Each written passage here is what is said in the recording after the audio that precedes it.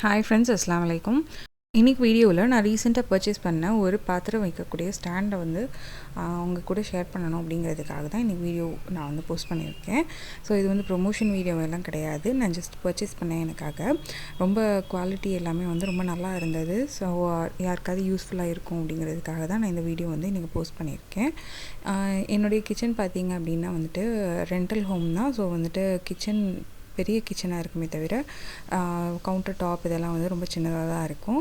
So என்னால் வந்துட்டு பாத்திரம், பிளேட்ஸ் எல்லாமே வந்து தனித்தனியாக வச்சுருந்தேன். எனக்கு எல்லாமே வந்துட்டு ஒரே பிளேஸில் வைக்கிற மாதிரி ஒரு இடம் இருந்தால் நல்லாயிருக்கும் அப்படின்னு சொல்லிட்டு இருந்தது. ஸோ நான் இந்த 5 ரேக்ஸ் இருக்கக்கூடிய ஒரு பாத்திர ஸ்டாண்ட் வந்துட்டு ரீசெண்டாக நான் மீஷோலேருந்து பர்ச்சேஸ் பண்ணியிருந்தேன். ஸோ அதை தான் வந்து இன்றைக்கி நம்ம வந்து அன்பாக்சிங் பண்ணியிருக்கோம். இந்த பாத்திர ஸ்டாண்டை செட் பண்ணுறதுக்குள்ளே நான் ஃபஸ்ட் என்னுடைய கிச்சனில் எப்படி திங்ஸ் அரேஞ்ச் பண்ணியிருக்கேங்கிறத காட்டுறேன். இதுதான் என்னுடைய கவுண்டர் டாப். ஸோ இந்த கவுண்டர் டாப்பில் நான் வந்துட்டு சமையல் பண்ணுறதுக்கு இந்த கவுண்டர் டாப் யூஸ் பண்ண மாட்டேன். அதனால் நான் இங்கே வந்து ஒரு நார்மலான ஒரு ரேக் வந்து ஒரு ஆர்கனைசர் வச்சு அதில் என்னுடைய பாத்திரங்களை ஃபுல்லாக வந்து ஆர்கனைஸ் பண்ணி வச்சுருக்கேன். ஸோ பெரிய பாத்திரம் ஃபுல்லாமே வந்துட்டு இதில் வச்சுருக்கேன். இதில் வந்து பார்த்திங்கன்னா என்னுடைய இட்லி பாத்திரம், அப்புறம் இந்த புட்டு செய்கிறதுக்கான அந்த புட்டு மேக்கர், அப்புறம் என்னுடைய 5 லிட்டர் குக்கர் இதெல்லாம் வந்து வைக்கிறதுக்கு இதில் இடம் இல்லை. ஸோ அதெல்லாம் வந்து தனியாக ஷெல்ஃபில் நான் மேலே வச்சுருக்கேன். இது போக வந்துட்டு பிளேட்ஸ், டம்ளர்ஸ் இந்த மாதிரி சின்ன சின்ன ஐட்டம்ஸ் எல்லாம் கூட தனியாக வச்சுருக்கேன். ஸோ எனக்கு வந்து எல்லாமே வந்து ஒரே இடத்துலையே வைக்கிற மாதிரி இருந்தால் நல்லாயிருக்கும் அப்படின்னு சொல்லி தோணுச்சு. அதனால தான் நான் வந்து இந்த ஸ்டாண்ட் வந்து பர்ச்சேஸ் பண்ணியிருக்கேன். அப்புறம் பார்த்திங்க அப்படின்னா நம்ம வந்துட்டு ஒவ்வொன்றுக்கும் ஒவ்வொரு ஸ்டாண்ட்ஸ் வந்து வாங்கிட்டு இருக்க முடியாது இல்லையா, ஒவ்வொரு ஆர்கனைசர்ஸ் வாங்க முடியாது. கப்ஸ் வைக்கிறதுக்கு தனியாக, பிளேட்ஸ் வைக்கிறதுக்கு தனியாக அந்த மாதிரியெல்லாம் வாங்க முடியாது. அப்படிங்கிறதுக்காகவும் நான் வந்து அந்த ஒரே ஸ்டாண்டாக அதை வந்து வாங்கியிருக்கேன். ஸோ இப்போ வந்து நம்ம ஸ்டாண்டை வந்து செட் பண்ணியாச்சு. பார்த்திங்க அப்படின்னா இது வந்துட்டு ஒரு 5 ரேக் இருக்கக்கூடிய ஒரு பாத்திர ஸ்டாண்டு.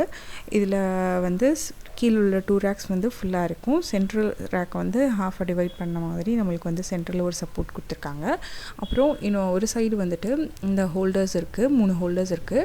அதில் வந்து நம்ம கப்ஸ் ஏதாவது கோர்த்து போட்டுக்கலாம், இல்லைனா கவுத்தி வச்சுக்கலாம். அப்புறம் 2 பிளேட் வைக்கிறதுக்கான பார்ட்டிஷன் வந்துட்டு 2 இது கொடுத்துருக்காங்க. ஒவ்வொன்றிலே 6 பார்ட்டிஷன்ஸ் இருக்குது. மொத்தம் 12 பிளேட்ஸ் வச்சுக்கலாம். அப்புறம் இன்னொரு சைடில் பார்த்திங்க அப்படின்னா இந்த மாதிரி ஹோல்டர்ஸ் இருக்குது. இதில் வந்து நம்ம ஸ்பூன்ஸ், லேடல்ஸ் இதெல்லாம் வந்து கோர்த்து போட்டுக்கலாம். அப்புறம் கப்ஸ் கூட நம்ம வந்துட்டு ஆர்கனைஸ் பண்ணிக்கலாம். ஸோ இது ஸ்டீல் குவாலிட்டி எல்லாமே வந்து ரொம்ப சூப்பராக இருந்தது. இது எந்த விதமான, அதாவது ஆன்லைனில் வாங்கினது அப்படின்னு சொல்லிட்டு யாருமே சொல்ல மாட்டாங்க. ஸோ அந்த அளவுக்கு வந்து இதோடைய குவாலிட்டி வந்து ரொம்ப சூப்பராக இருக்குது. எந்த டேமேஜோ எதுவுமே வந்து கிடையாது. ரொம்ப சூப்பராக பேக் பண்ணியும் சென்ட் பண்ணியிருந்தாங்க. ஸோ பார்த்திங்க அப்படின்னா எனக்கு ரொம்ப பிடிச்சிருந்தது இந்த ஸ்டாண்டை. கூட வரக்கூடிய ஸ்க்ரூஸ் எல்லாமே வந்து அட்டாச்மெண்ட்ஸ் எல்லாமே வந்து கொடுத்துருந்தாங்க.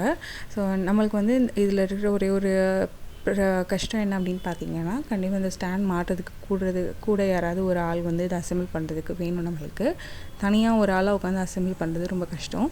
நானும் என் பையனும் சேர்ந்து தான் வந்து இது உட்காந்து அசெம்பிள் பண்ணோம். ஸோ அசெம்பிள் பண்ணுறதுக்கு தான் கொஞ்சம் ரொம்ப டைம் வந்து எடுக்குது.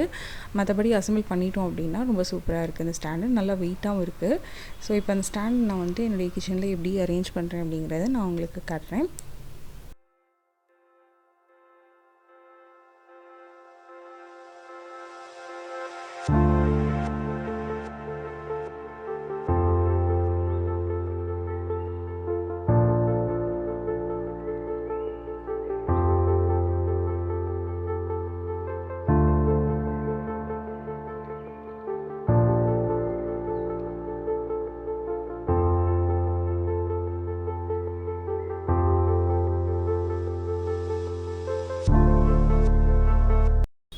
ஸோ இப்போ ஸ்டாண்டை எடுத்துகிட்டு வந்து நான் கவுண்டர் டாப் மேலே வச்சுட்டேன்.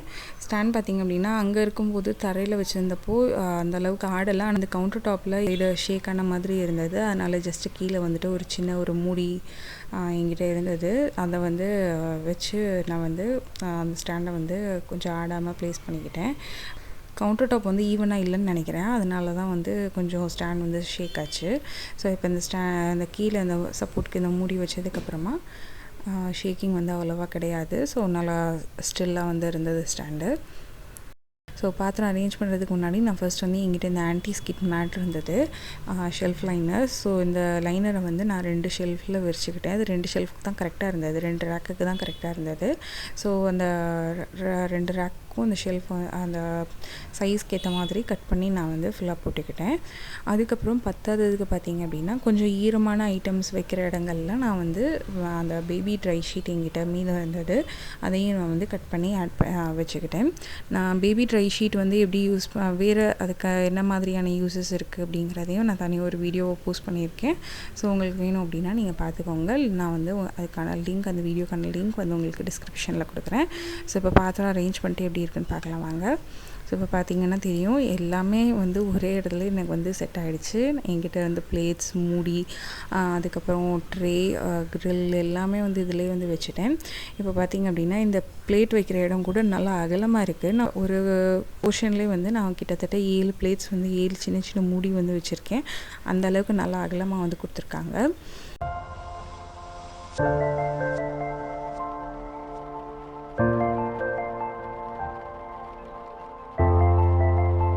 கீழே வந்துட்டு என்னோடய பால் குக்கர், அப்புறம் அந்த புட்டு மேக்கர் கூட இதில் வந்து வச்சாச்சு. பெரிய பெரிய பாத்திரங்கள் எல்லாமே வந்து இந்த ஸ்டாண்ட்லேயே செட் ஆகிடுச்சு. ஸோ இதுக்குள்ளே நான் வந்துட்டு என்னுடைய 5 லிட்டர் குக்கரை வந்து இதுலேயும் வந்து ப்ளேஸ் பண்ணலாம் நான். ஸோ அது தனியாகவே இருக்கட்டும் அப்படின்னு சொல்லி வச்சுட்டேன். அது அவ்வளோவா எனக்கு யூஸ் ஆகாத இந்த ட்ரை ஷீட்டை வந்து விரிச்சிருக்கேன். இந்த ட்ரை ஷீட் விரிச்சதுனால இந்த சின்ன சின்ன பவுல்ஸ் எல்லாம் நம்ம வந்து கொஞ்சம் தண்ணியோடு எடுத்து கவுத்திட்டோம் அப்படின்னா அந்த எக்ஸஸாக இருக்கிற தண்ணியை வந்து இந்த ஷீட் வந்து அப்சர்வ் பண்ணிக்கிறோம் அப்படின்னு சொல்லி நான் வந்து இந்த ஷீட்டை வந்து இந்த இடத்துல மட்டும் விரிச்சிருக்கேன்.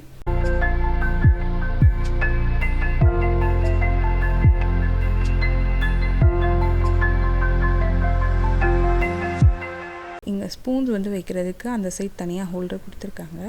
ஆனால் எனக்கு வந்து அந்த சைடு யூஸ் பண்ணுறது அவ்வளோவா பிடிக்கல. அதனால் நான் ஜஸ்ட் வந்து என்கிட்ட இருந்த ஒரு ஸ்பூன் ஹோல்டரை வந்து இதில் ஒரு ஹூக் மாட்டி நான் அதில் கொடுத்து வச்சுருக்கேன். அந்த ஸ்பூன் ஹோல்டர் வந்து ஷேக் ஆகாமல் இருக்கணும். அதாவது இப்போ நம்ம கொஞ்சம் வெயிட் அதுக்குள்ளே வச்சதுக்கப்புறமா அது வந்து கவுடுற மாதிரி இருந்தது. அதனால் வந்து ஒரு ஜிப் டைப் போட்டு அந்த ஸ்டாண்டு கூட அதை வந்து டைப் பண்ணி வச்சுருக்கேன். அப்படின்னா அந்த ஹோல்டர் வந்து அப்போ தான் ஆடாமல் இருக்கும். அதே மாதிரி இதுக்குள்ளே ஒரு ஒரு யூஸ் அண்ட் த்ரோ கப் வச்சு அதில் வந்து ஸ்பூன்ஸ், அப்புறம் லேடல்ஸ் எல்லாமே, விஸ்க் எல்லாமே வந்து ஆர்கனைஸ் பண்ணியிருக்கேன்.